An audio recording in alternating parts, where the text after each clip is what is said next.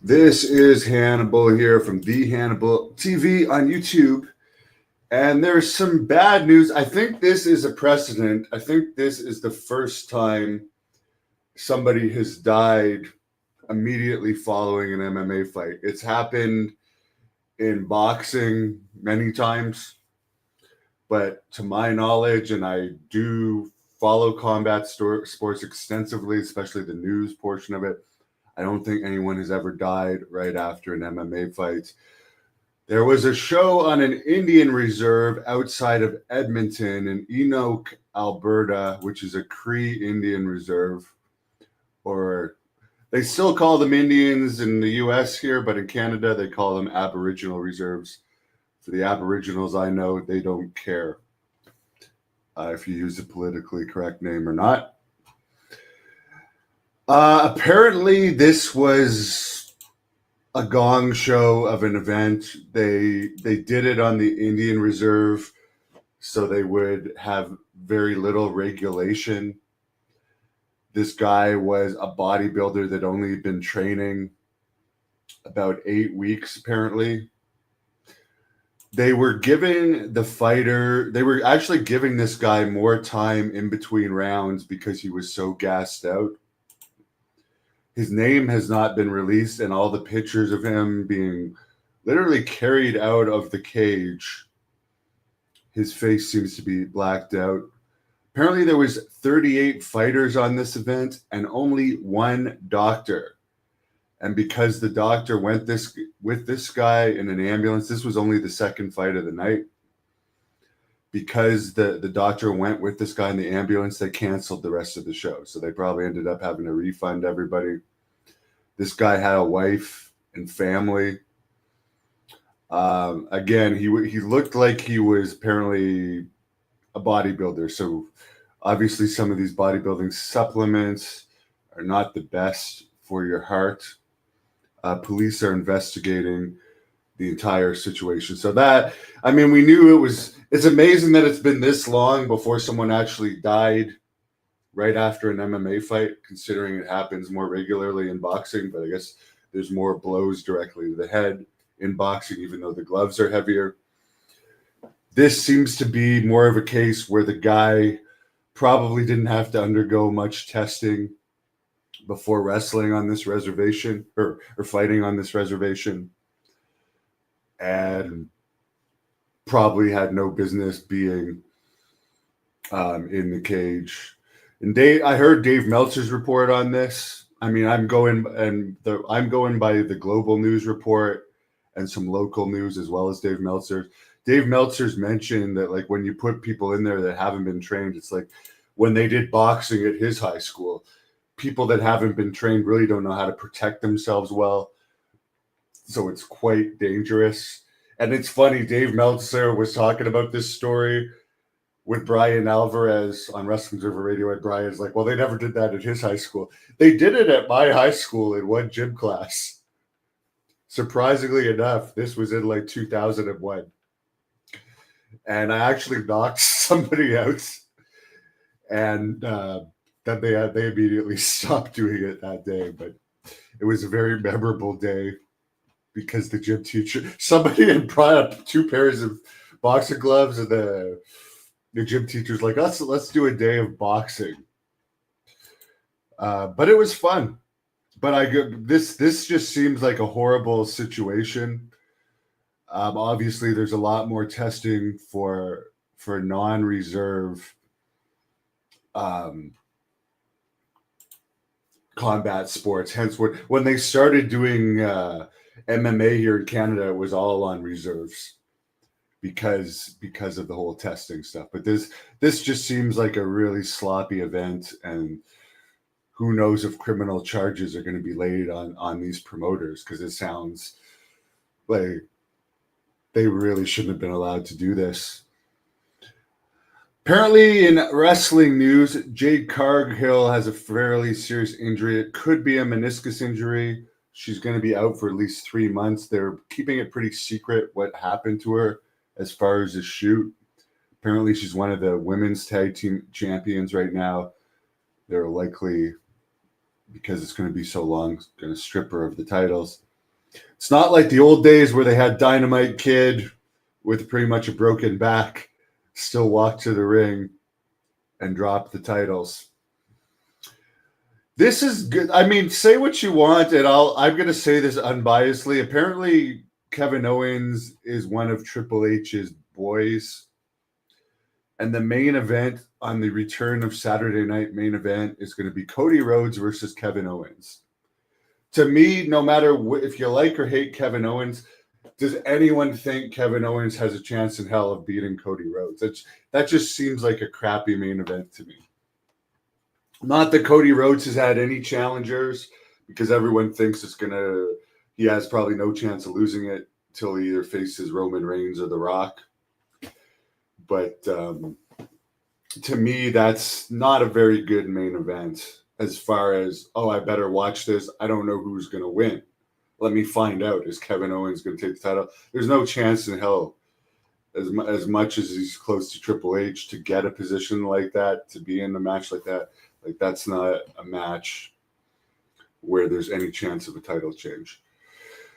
I just mentioned I was listening to Meltzer's radio show today, where apparently they're thinking or they are going to bring in a women's intercontinental championship.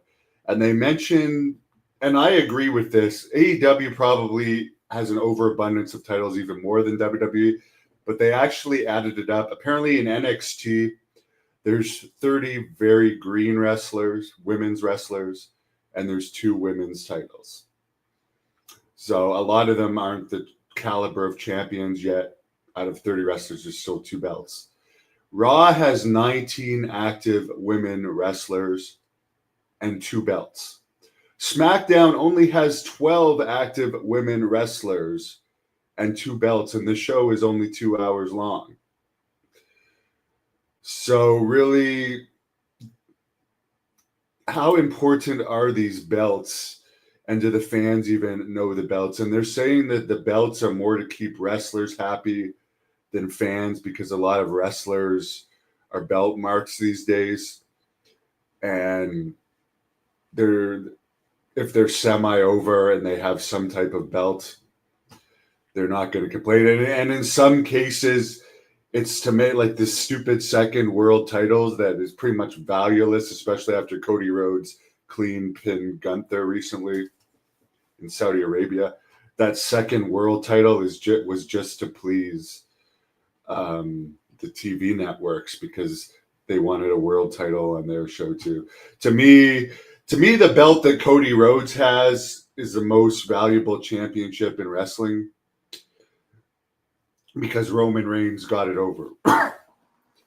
But other than that, to me, there's no title that has any value in wrestling right now. Certainly, the NWA title is meaningless at this point. And the AEW titles, I couldn't really name. I know Moxley is their main champion, but I couldn't name any of the other champions. Speaking of Damian Priest, who held that second world title for a while, there's rumors he's dating Lana, and there's rumors Lana's going to return to WWE when it returns on Netflix. They had her in AEW. They didn't really do anything with her. Nothing memorable at all. She was complaining a lot publicly about a splinter that she had got backstage on one of the events that caused an infection. I'm sure they didn't like that, and she didn't last very long. Miro, why they keep him under contract and do nothing with him, I don't know. I would use him as a jobber. If you're not going to use him for anything, at least put him on TV and have him do jobs. But apparently, the rumor is Tony doesn't like asking people to do jobs, don't like doing jobs. Ricky Starks has publicly said, and I don't even know Ricky Starks, and he's a small guy, but I understand his frustrations. He hasn't been in the ring for 8 months in AEW. And he's very frustrated with the company. At least he's getting paid. I mean, there's lots of things, by the way, and he recently wrestled for an independent wrestling show. So this is, I guess, where he made the comment that he's frustrated. He's still under contract till 2025, but they're not using him. I mean, I feel for him on the frustrations, but AEW does let you do indies, and it does let you do outside projects. If I was getting the money Ricky Starks was getting, and in AEW, imagine the funding I would be able to put in my YouTube channel, because I do this channel on a shoestring budget, and I still get millions of hits a month, and I'm almost at 400,000 subscribers, and I've never been in a major company. So these people that I mean, I feel for them, but the people that complain, you're making hundreds of thousands to millions of dollars to do nothing. As someone that's worked normal jobs all my life, including bouncing for $60 a night, sometimes getting attacked multiple times a night, I don't really have any sympathy for rich people complaining that they don't actually have to work for their money. But I do understand his frustrations. And again, why not? If you don't like these guys, Ricky Starks is still one of the more over people in AEW. There's a lot of people that aren't over at all. Their biggest over babyface is the Costco guy, AJ, who apparently they're signing. Which again, if they think that's going to help their business, ultimately good for them. I don't think we're going to see any big jump in AEW's business anytime soon. Oh, by the way, apparently they're moving the Australia show coming up in about 10 weeks from a stadium to a smaller arena because the tickets are not moving for the stadium. Conor McGregor has been taken out of a video game. People are complaining about it. He said publicly he regrets cheating on his wife and is going back into MMA training. Dana White wants John Jones to fight Tom Aspinall next. Jones says he's going to need a lot of money for that. I'm sure they're going to pay it to him. He's one of the few big stars in UFC that the public knows. But even as good as he is, he's nowhere near the McGregor stardom.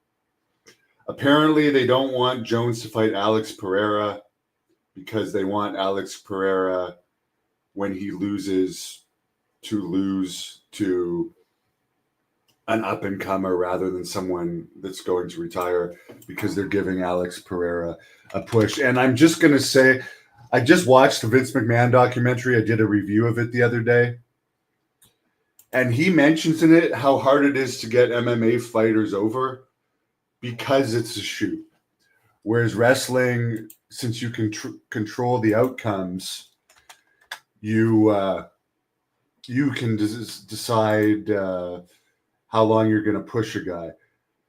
And I'm just going to look something up here as far, because I heard that they signed Big Boom AJ, right? And I keep hearing how great this is.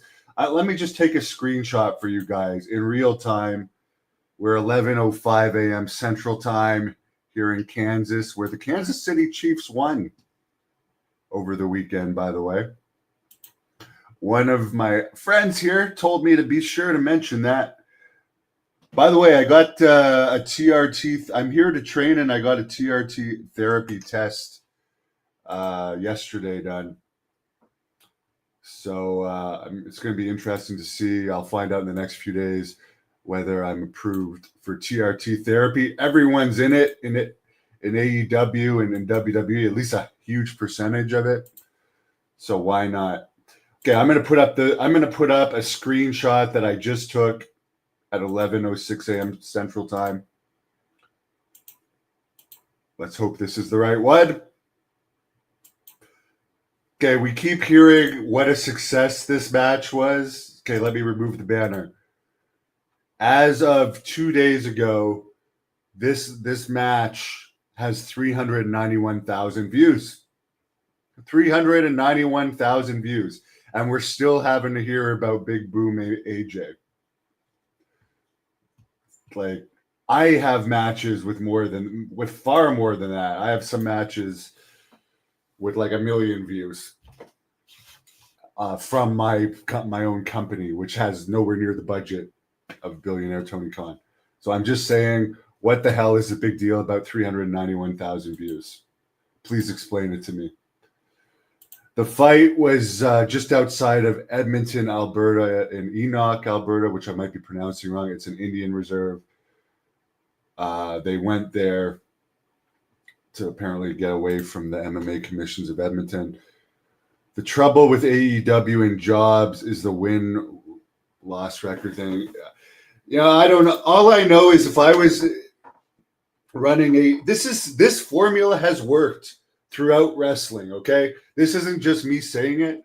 The smart thing to do when you have quote-unquote star. I'm not saying Penta is like MJF level or anything, but they have these guys. They had Jake Hager, so many guys that were more over than your average AEW people that they just sat at home before they released.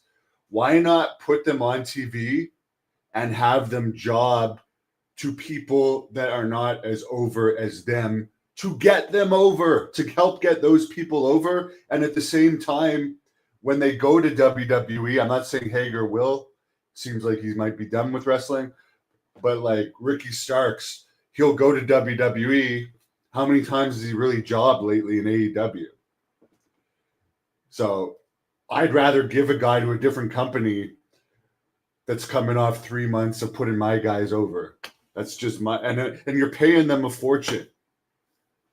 Who cares if they want to do it or not? Thank you, David. Who are all the women that were in the development territory with you? You know what? That can be a whole video, and I won't get into it now because I could tell you a lot of stories about that. Look what happened when Houston Alexander got built up and they got killed. Yeah, I mean, that's the problem with MMA. Look at all the effort they put into Ronda Rousey. After 2 losses, she was done.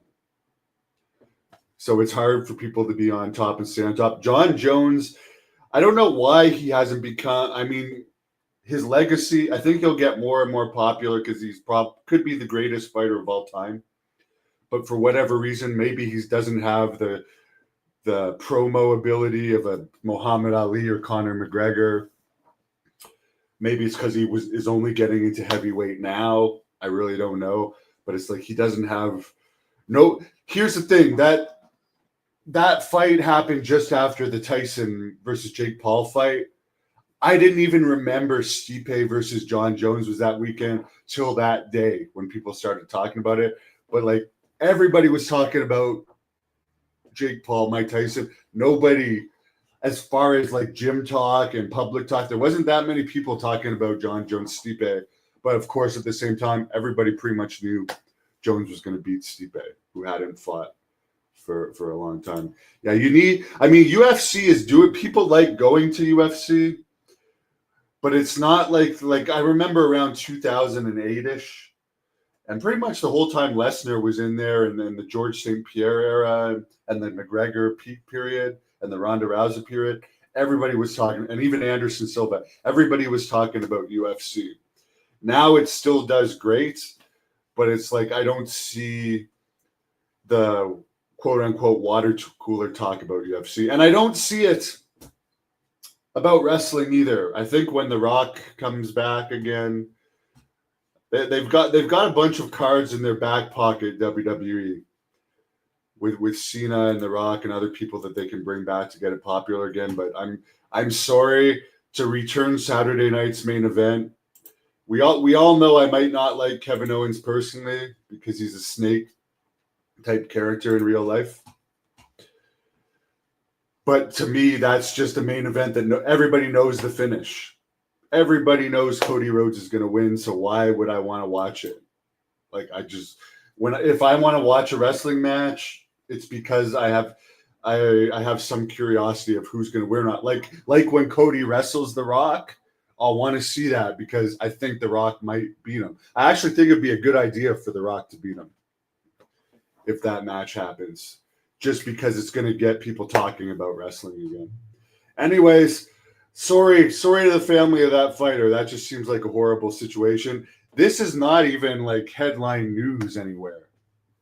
And I'm shocked at that, because that's a travesty that they would be sneaky like that and do a show without a real legitimate commission with one doctor, and then a guy dies. That's a load of bullshit.